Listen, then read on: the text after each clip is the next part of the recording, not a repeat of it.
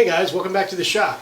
Today we're going to continue with the organization of this upstairs shop, primarily on the tool wall. And as you can see here, I've done a lot on taking the tool wall apart. I don't even know if you can tell the tool wall's there right now because I painted it. And I actually made a weird but good for me choice on paint color. I chose to go with the same exact paint that the room is painted, this brown. It's called chestnut brown. I would recommend for you, if you're going to build a tool wall, to probably go with a very light tan, even white. Something light and clear that your tools will show up well on. I went with this brown for two reasons. One, I bought a gallon of this paint, and this is a tiny room, so I had almost a full gallon left still. So I had the paint. And two, quite frankly, guys, I got these two LED lights right here beaming into my eyes. And I was worried if I painted this a bright white, the light would hit the wall and bounce back into the camera, causing me more issues than I need to deal with. I'll be very honest with you. I make mistakes every once in a while because I'm shooting these YouTube videos. I lose track of what I'm doing. I'm worried, is the battery good? What's going on over there? And I made a very bad mistake making this thing this week. And I'm going to show you what I did wrong, and I'm going to show you my mistakes because I think it's good to show mistakes. Everybody makes mistakes, guys. It's just how it is. So what have I done so far here? Well, I've taken everything down, obviously. The plane till's gone. The clamps are back where they were. I did take them all down and paint over there. I'll show you that later so you can see it looks a little bit better. And I actually organized the clamps by size. They kind of had been thrown up there as I've been purchasing them. Now they're in a good organized fashion, so they're in good shape. I built this little thing. This is nothing special. I had one of these out of pine, and it was cracking from the stress of the weight of these 10 little 4-inch clamps. So I just built a new one that they're going to hang on. So we're going to hang that over there. This is cherry, and I put some tung oil on it. And you know, some of you might question, why are you using cherry, John? This is cherry as well. This is a little oak piece of oak flooring here, and then it's cherry. It looks nice. You see this pile here of scrap cherry I have. I was able to get a almost 200 board foot of cherry for 95 cents a board foot up in Pennsylvania. I am an hour and 20 minutes drive from the Pennsylvania border, which is where cherry basically thrives. So cherry is an inexpensive wood for me. It's common grade. All of the boards were about 6.5 feet long, so none of them graded out as FAS. None of them were high quality boards. Some of them would have qualified as FAS if they were longer. Some of them honestly were crap, but you know, when you get 200 board foot for under $200, you expect some warts in there, and I had some warts, but I also had some good lumber, and I was able to, you know, take these cutoffs and save them in a box. And over time they build up, and I just need something to do with them. So that's what I'm using to build all these little things we're going to hang our tools on. So what I've done so far is this little silly thing to hang these clamps on. And this is, this reminds me of a dispenser my mom used to have in our deli when I was a kid. My mom owned a little grocery deli store, and back then things came in little dispensers like this, you know, that we would put in the store behind the counter. Things would hang behind the counter, things would go in, they'd come out, and you sell them to the kids, candy or something in there. This is going to be a bench cookie dispenser. All of my bench cookies are going to go in here. You know, I got to work on dropping them because they don't like landing properly, which is a problem, but as you can see, my bench cookies will sit in there. And we're going to put this right about here where I have access to my bench cookies. And I'm holding this a little gingerly because the tung oil is not dry yet, so let me grab a rag. I got to wipe it down. You know, I put the oil on, I got to give it a good wipe down, get the oil back off. And I did not film the actual applying of the tung oil. I did do a little bit of filming of the build of this. And a little bit of filming of the build of this. I mean, honestly, guys, there's not much to building this. This is 2 boards with a spacer in the middle, and quite frankly, a couple holes drilled in it to hang it. But it's what it's going to need to hold those clamps. So I'm going to put these 2 things up on the wall. I'm going to hang a few things on the wall that are going to hang just by screws or nails. But I'm going to try to avoid using screws or nails just as the hanger wherever I can. And we're going to build little holders like this for most of the tools. So for the most part, the rest of this video is going to be me talking over the builds of these things and a few other things. So let's get into that. Okay guys, before we get going, I just wanted to show you quickly how I took everything down off the wall. I had 5 different little containers here that I put all the tools in, organizing them by the type of tool. I will not be putting all these tools back up. I'm going to go minimalist here and just hang what I use. Alright, here we go with the beginning of the build of the bench cookie holder. Here I am clamping a piece of about 1/4 inch cherry down and cutting it to size. Remember this cut, guys. I got in a lot of trouble building this thing. I'm going to show you what I did wrong and show you how I fixed it. But just remember, this is the cut that got me in all of the trouble. So I wanted to show you this one. Okay, I cleaned the sides up here nicely with the hand plane, but I failed to do the ends, and that's where I got in trouble. So after trimming the sides up and not the ends, I used the bench top, which is square, to put those ends down to glue this thing up to the base. And unfortunately, because the cut was off, one of these things is crooked. Alright, so I'm continuing on with this glue up here. Unfortunately, I just did not notice that I did not square the end of that board up after the cut. And I went through the whole process of this glue up here and got it nicely glued up. You could probably see it better there. I finally moved the glue bottle out of the way for you. But unfortunately, we're going to see in the next clip that I have a problem and I have to fix it. So let's move on to that and see how I fixed it.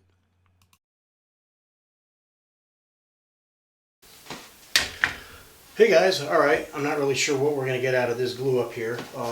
Looking at it, it looks like, it actually looks like the clamps all held.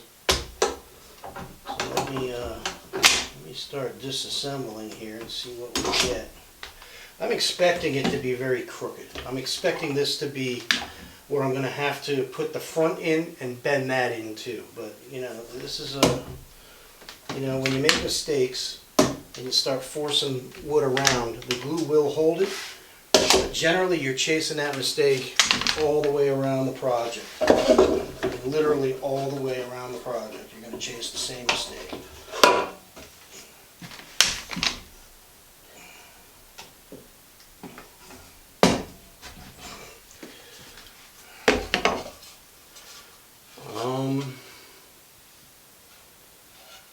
You want to know something? That is a hell of a lot better than I thought it would be. This is going to be usable. Okay guys, I let the first part of that clip run so you could see my reaction. I was actually surprised this came out as good as it did. As you saw there, I used 8 clamps to get this thing bent back into shape. The one side was off by about 1/8 of an inch, so consider one of the sides was straight up in the air. The other side was like the Leaning Tower of Pisa there because the cut wasn't straight. So the back, when I was trying to glue it on, obviously didn't fit right. To resolve this, what I did is I took clamps and I clamped the box down to the bench, which we know is flat. And then I put the back on and glued the back on and clamped the hell out of it to get it in place as well. Once the glue dried, the glue is now holding this thing, probably under some tension. But the glue is good enough to hold the board under a little tension. You can see there I'm kind of surprised how square it is. So the only fear to this is it could, over time, because it's still under tension, it could crack. But it's holding bench cookies, as you can see. I just put one in there to make sure it fits. So it's going to hang on the wall and hold the bench cookies, and hopefully it doesn't crack. But if it does, I'll live with it. I'm just happy that I was able to repair it. Okay, as you can see, you can pretty much fix anything if you really make a mess of it, and I got away with that one, thank God. Now I'm putting a little front on here. This is a pretty easy glue up. The Harbor Freight ratchet clamps are still working for me.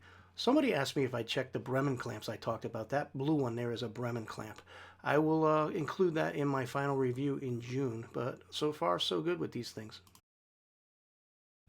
Okay, time for some sanding. I have a new Ryobi random orbit sander that I will be talking about in a future video.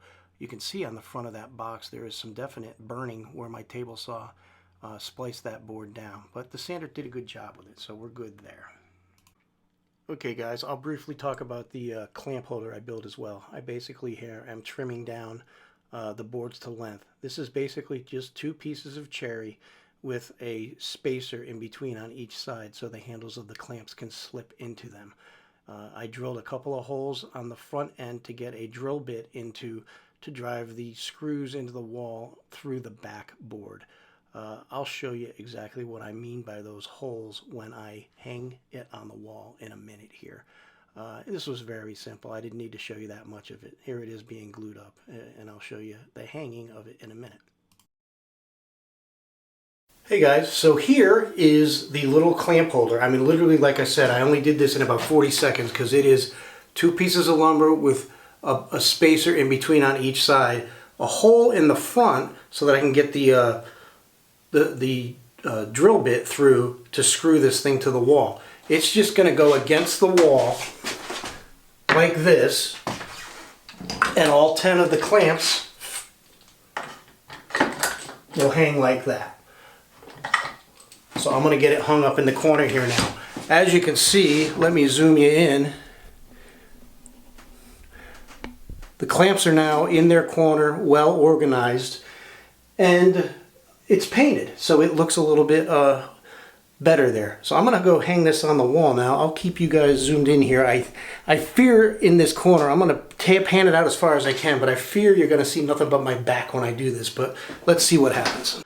As figured, all you see is me and my big behind. You know, it's 2 screws into the wall. I used a level to get it level and got it at the right height. Anything above this rack is dead space to me. I can't reach in that corner, so this is the right height for these clamps.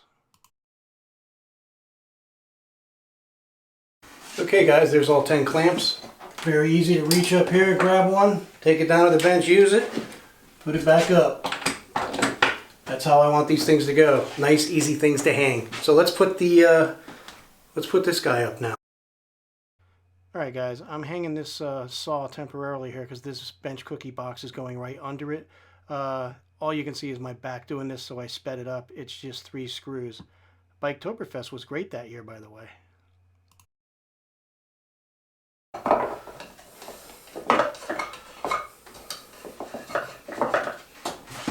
And there you have it, bench cookies in. Alright guys, so you might be asking, why am I talking about saws when I built that sawtill in the previous video? Well, I have more saws that don't fit in the sawtill. I have these shark saws. You've seen me use these many times. This one is the construction grade one. This one is the fine, they actually call it the super fine, extra fine, sorry. This is the one to get. I love this saw for cutting lumber. This one is really for cutting 2x4s. This one is my all-time favorite. This is your little do anything little, you know, you're in a tight spot. This saw is great. I also just purchased this saw. I actually purchased this after I made my mistake with the bad cut here. The reason I'm going to be honest, I don't cut well. I'm a poor sawyer, to be perfectly honest with you, because I don't do it a lot. But part of my problem is this bench is too close to this wall. So I can't get in a good position to saw. And it's a great excuse, trust me, but it is what it is.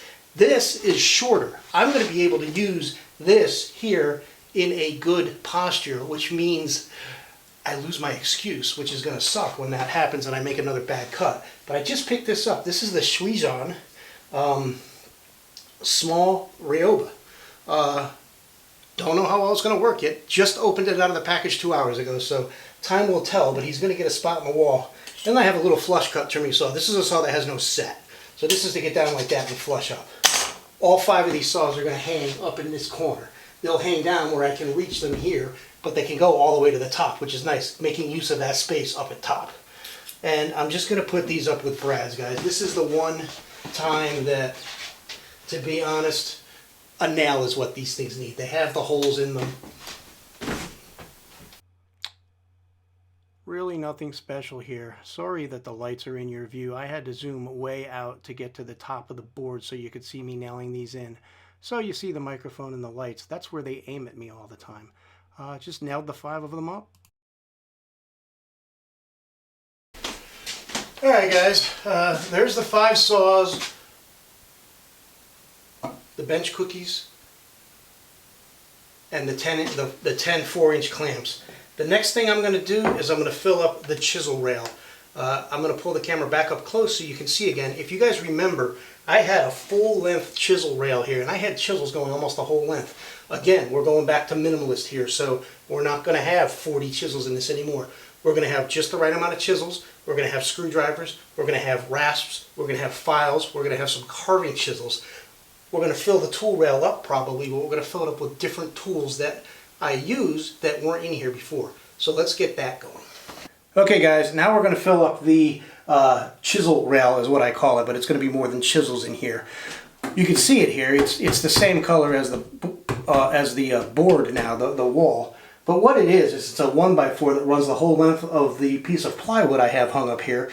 And quite frankly, what it is got spacers about every 2 feet, so that there's just enough room for me to put my fingers between here. And what that does is it makes it very easy to put chisels in here. And I had some very tough decisions, because you guys know if you watched my chisel video, if you haven't, I'll put it up here. I have a ton of chisels, and I had to weed the herd down, and I weeded it down as best I can, but I still am putting a lot of chisels here. I'm going to start with what might be a surprise, my Marples Blue Chips. These were basically my first real set of chisels, and they're going to stay up here. So let's get them back in their home.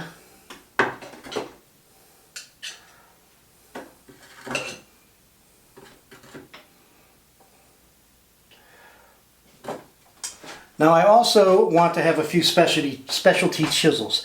I have this set of butt chisels, not bench, these are butt chisels from Woodcraft, basically. They are actually part of the Wood River line. These are the Wood River bench chisels. So they're making the grade.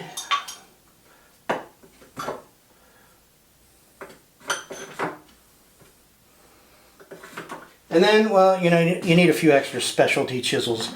I can't be without my Lee Nielsen 5/8 chisel.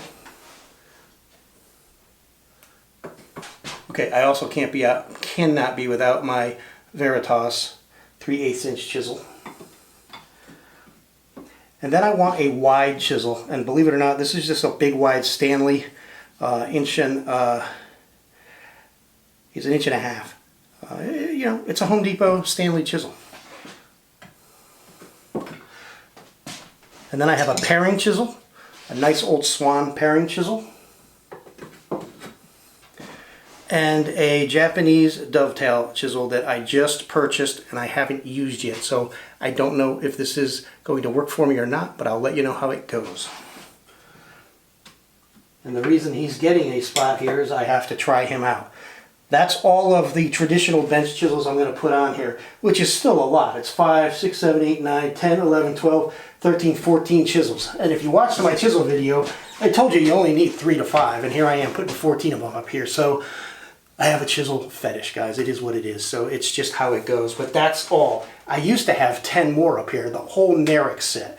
The entire Nerex set is going to go downstairs, and I'm going to use them downstairs. So what else is going to go along this entire length here? Well, I have some carving chisels. I don't carve that much at all, but I do have 5 of these, I don't know how you pronounce them, the Swiss feel. Is that how you pronounce these guys? I don't know. They just say Swiss made. I'm going to put them down the other end because I don't carve a lot, but I do have some carving gouges. I also have this big one here that is 2 cherries. So let's put them down here. Screwdrivers. I have a complete set of Husky screwdrivers, 3 different sizes of slotted and 3 different sizes of Phillips head. And then I have the 2 big Milwaukee large size screwdrivers. This set is great if you can find this at Home Depot. I found it at Home Depot for 10 bucks for this set. I believe it's more now, but it's still worth whatever they're charging for them. I love this set. I forgot, I have one other carving tool. This is that hook carving thing to kind of scoop out a spoon or something. We'll put him right there. And then I have an awl and a birdcage awl. I'm going to put them at this end. And all that's left is I have some files and I have some rasps. I have this set of Nerix rasps. Again, these are new. I haven't used them yet. I just got them in. I'm going to talk about them. I ordered them incorrectly. I thought I was ordering hand-stitched Nerix rasps. These look like they're machine-made. I got to go back and look. I think they have machine-made and hand-stitched, and I got the wrong one. But I got them, so we're going to see how they work.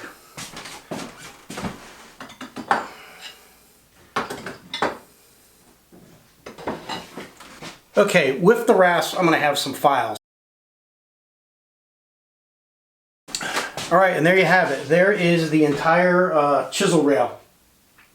Obviously, there's a few gaps. I know me, I'll fill it, but for now, that's what we got. So since we built this many years ago, we'll put it back up, right back here on the wall where he was.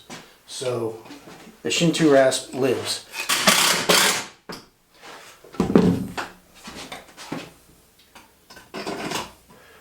And there is the Shin-2 rasp also back in his home. Alright all, thanks for watching. This is much longer than a normal Saturday short video. The remainder of the tool wall will be done in the next couple of weeks. I'm probably going to do those as midweek videos and get the Saturday short videos back to something that's, you know, short. But I wanted to do one of these organizational tool wall videos for you on Saturday, because that's what I said I was going to do at the beginning in the first video. I think we made good progress. We have the chisel rail done. The bench cookies, we made that little holder. It looks good. The Shin-2 rasp is back where he belongs. You know, we did some simple stuff with nails just to hang those saws. They're easily accessible up here, and they're taking care of the top part of the rack, you know, of the wall that, you know, normally is hard to reach if it was something just up there. I'm only 5'7". I'm not the tallest guy in the world, so making use of the top spaces works for me. You can see I have the clamps over there on that side, and above them, to me, is really dead space. So that's why I have them down lower. I probably won't put anything above them up there because I can't reach up there, and the way this bench is set up and the way the corner is here in the cubby, I really can't get into that corner. So that top 18 inches down and 18 inches over, that's dead space. I might put a shelf up there and literally just put something I barely use on the shelf up there, but for daily use grabbing tools, it's dead space to me. So probably 2 more videos to get the whole tool wall done. Many more builds like this though. We're going to build things to hang things. The next video is going to be about hammers and layout tools. We're gonna get the lathe involved next week. We're going to turn some little hammer heads to hang the hammers on.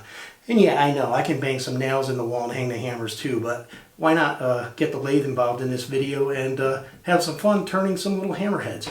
I'll explain that more next week when I do it. So thanks for watching, guys. If you like this, please go ahead and hit the like button. If you haven't subscribed yet, please go ahead and subscribe. And as always, have a great day. We'll see you.